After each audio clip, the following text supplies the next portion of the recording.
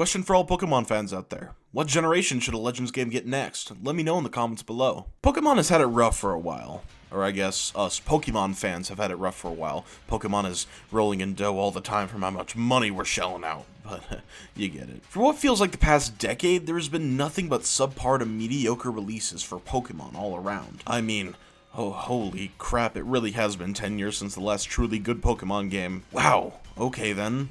I mean, the last okay release was Brilliant Diamond and Shining Pearl, but even though, the moment I beat the game, I exchanged it for a pre-order of Arceus. The time I spent with the game was fun, but the replayability and long-lasting experience was kinda meh overall. Nothing to keep me reeled in for the long run. But at least a silver lining was coming soon, as Pokemon Legends Arceus has finally hit our consoles. At some point I just kinda fizzled this game out of my mind, as I was excited for sure, but I knew so little about the game I just didn't really feel like scrounging for the latest bit of information, unlike a certain franchise getting its first open world experience this year. Keep in mind there will be minor story spoilers in this review. Nothing big or mind-blowing, I'm just gonna go over some of the stuff that happens at the beginning of the game. Anyway, let's talk about it. You serious?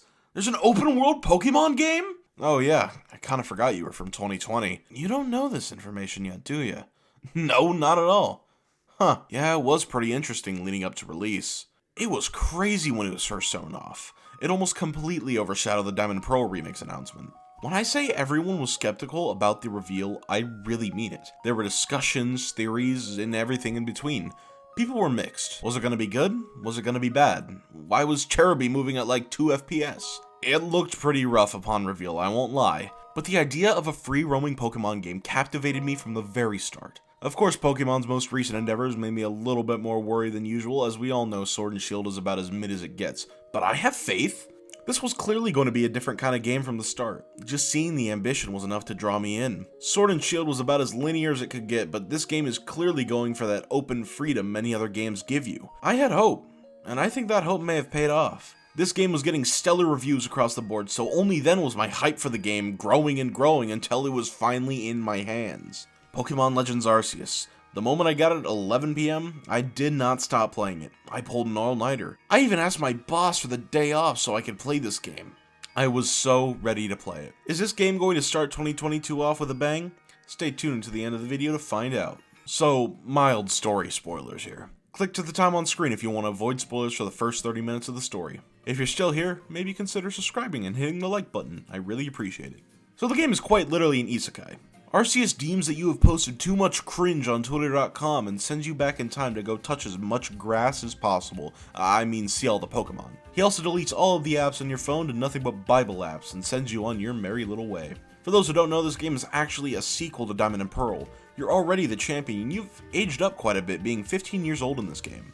Apparently you fall out of the sky and meet Professor Laventon, this funky big man with the weird head. He's the Pokemon professor of this game and will help you throughout your journey. Here's a gripe right off the bat. The opening of the game is an absolute crawl. It's only about an hour long for all the tutorial stuff, but to me it felt way longer for how slow the current pacing was. The catching tutorial, while a lot better, is still unavoidable, and your first mission is essentially another tutorial to join the Survey Corps. I wouldn't mind this as much if there were just options to skip the cutscenes, because there are also an abundance of those, because man, it's just walls and walls of dialogues if you don't care. It does the job, I guess, but I really wish there was some kind of option to skip through a lot of it if you had prior Pokemon experience. After seeing how awesome you were catching Pokemon, the professor invites you to Jubilife Village, which is the main central area for this game. There are also a bunch of characters with this pseudo-Majora's Mask style cover-up where they use the general character designs or ideas to make new characters. I really like this, and the game takes it a bit further and makes their designs gender-swapped or slightly different to give you a sense that these could be their ancestors. Very cool. Once you're on your way, there really isn't much stopping you from exploring everything. You're given the very first Pokédex of its kind, and your goal is to find, catch, and see all the Pokemon.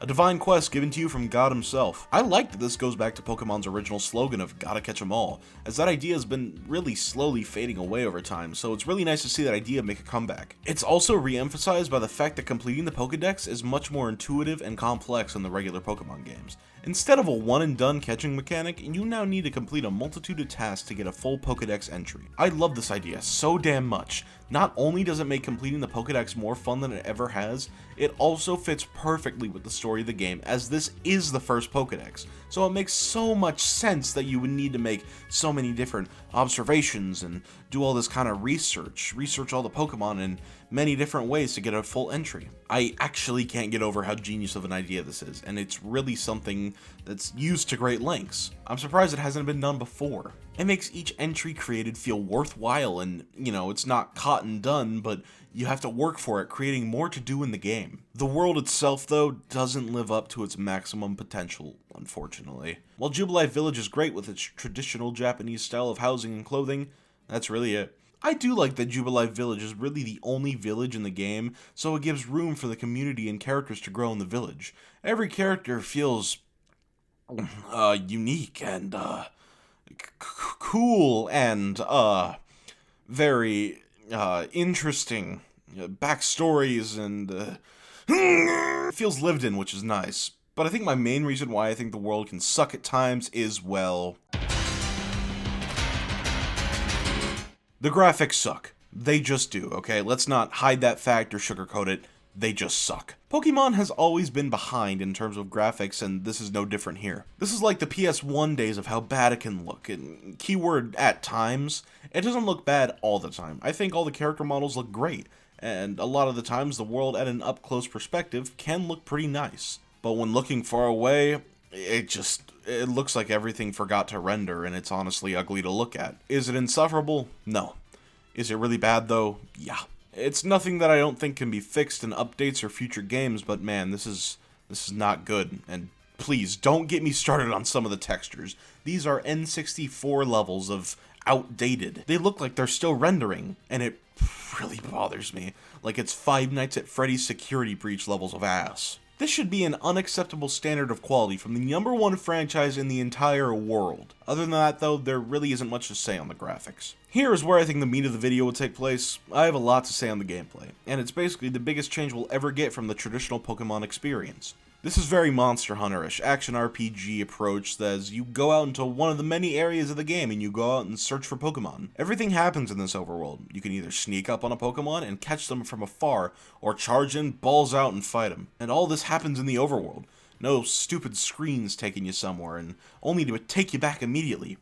This is exactly what I have been wanting from Pokemon for so long, and we finally have reached it. The transition to battle is seamless, and there is no transitioning when catching a Mon. This keeps the flow of gameplay strong, as there isn't much to break pacing or flow. And the best addition of them all, you can move in the battle screen. Battling remains mostly the same, as it takes a relative backseat in this game, so I can kind of excuse them a little for, you know, battling just isn't as big of a focus this time. And even then, attacks are fast and usually connect to the Mon you're fighting, keeping immersion while, unlike previous games, the animations would just feel completely off or unbalanced. Here, it feels completely natural. There's also something new with battling, among the strong style and agile style moves. These can completely change how a battle plays out, as you can go for a fast attack and possibly go again, or lose a turn but go for a stronger attack. It adds some much needed strategy to these battles. There's also crafting at play here, where you can craft Pokeballs, potions, revives, and other various items. I haven't had too much time with it, but I really do like the fact that you have to go out and find resources to go and gather and craft all these items yourself. Trainer battles have taken a huge backseat in this game to emphasize the wild Pokemon aspect of the game, so there's some new battles in place. There are now Alpha Pokemon, which is basically like a pseudo mini-boss of sorts, where there's a Mon that's more powerful than the others, and may use rarer moves. And I can't forget the actual bosses of the game, the Noble Pokemon.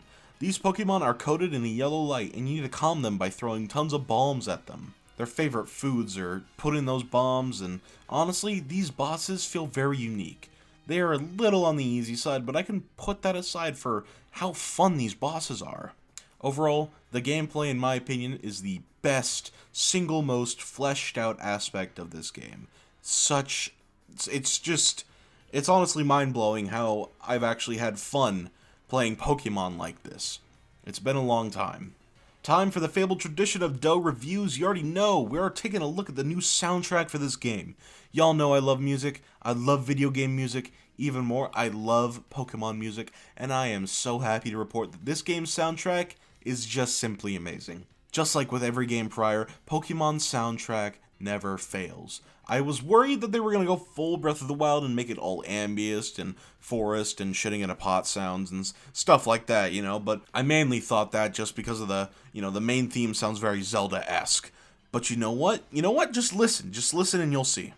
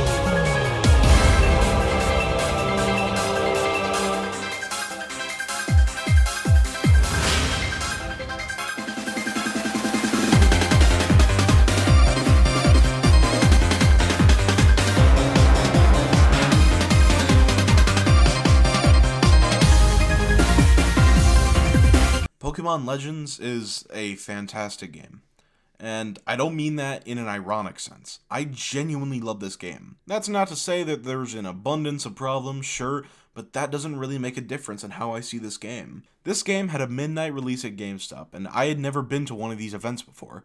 Let's just say that the night leading up to this event was quite literally the hardest night of my life, mentally and emotionally. I was feeling a lot that night, but once this event started, it turned out to be one of the best nights of my life.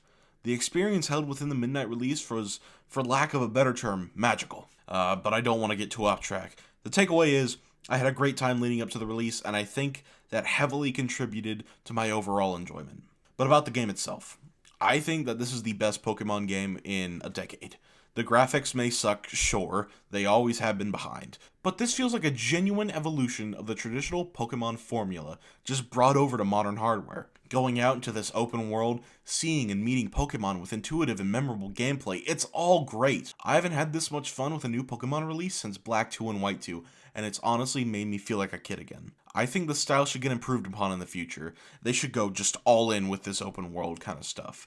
They got the gameplay down, now I just need great graphics. I think some DLC could fix that, as the DLC for Sword and Shield was better than the entire base game, so I wouldn't be opposed to throwing my money out there for some future DLC. Overall, Pokemon Legends Arceus was a fantastic experience that I won't soon forget. There are quite a few harshly noticeable bumps in the game, but in the grand scheme of things, that didn't really matter, as I was just having so much fun. This game was truly a treat, from start to finish, and I highly recommend any of those skeptical of trying this game out should definitely go for it. But anyways, that's all the time I've got. I gotta get back to playing Pokemon Legends Arceus on my Nintendo Switch. My name is D.Doe, and I'll see you all in the next episode. Wow. Wait, what the f***?